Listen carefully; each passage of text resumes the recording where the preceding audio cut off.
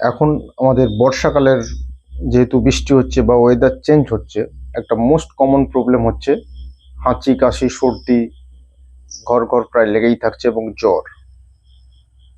যদি আপনার হাঁচি, কাশি, সর্দি বা জ্বর লেগে যায় এবং দেখছেন যে আপনার প্রিভিয়াস কোনো হিস্ট্রি ছিল না, যে অ্যাজমা বা বা শ্বাসকষ্টের রোগ বা কোনো সিওপিডির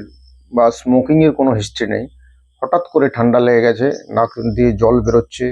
চোখ মুখ মাথা ভার হয়ে যাচ্ছে, তখন আপনি কি করবেন? যদি দেখা যায় আপনার কোনো কোমরবিড কন্ডিশন নেই, ধরুন ডায়াবেটিস নেই, হাইপারটেনশন নেই, ওবেসিটি নেই, বা কোনো অবস্ট্রাকটিভ স্লিপ অ্যাপনিয়া বা হাইপোভেন্টিলেশনের কোনো ফিচার্স নেই, এবং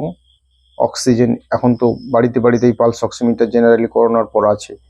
দেখলেন অক্সিজেনের কোনো প্রবলেম হচ্ছে না, তাহলে কিন্তু আপনারা যেটা করতে পারেন সেটা হচ্ছে অ্যান্টিবায়োটিক না খেয়ে জেনারেলি একটা প্রথম দিন আপনি খাওয়ার পরে রাত্রিবেলা একটা মন্টেলিউকাস লিভোসেট্রিজিনের কম্বিনেশন এবং প্যারাসিটামল, যাকে আমরা অনেকে ক্যালপল বা P650 বা পাইরিজেসিক বিভিন্ন নামে যে ক্যালপল বা প্যারাসিটামল ট্যাবলেট পাওয়া যায়,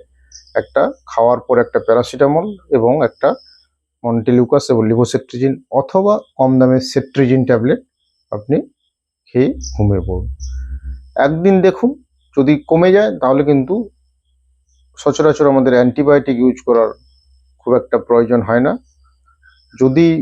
পেশেন্টের কোনো কোমরবিড কন্ডিশন থাকে বা আদার্স শ্বাসকষ্টের প্রবলেম, অ্যাজমা, সিওপিডি বা নিউমোনিয়ার ফিচার্স আপনি দেখতে পান, তখন একমাত্র অ্যান্টিবায়োটিক খান, না হলে কিন্তু হুটহাট করে অ্যান্টিবায়োটিক খাওয়া উচিত নয় এবং যতটা সম্ভব অ্যাভয়েড করবেন। জেনারেলি ভাইরাল ফিভার 1-2 দিন, 3 দিন, 4 দিন, ম্যাক্সিমাম 5 দিন থাকবে, এর বেশি কিন্তু থাকে না। কিন্তু যদি দেখা যায় জ্বর পারসিস্ট করছে, যেহেতু আমাদের এখন ডেঙ্গু ম্যালেরিয়ার সিজন চলছে এবং একটা হেলথ সেক্টরে গিয়ে ম্যালেরিয়া এবং কমপ্লিট একটা ব্লাড কাউন্ট বা ডেঙ্গুর একটা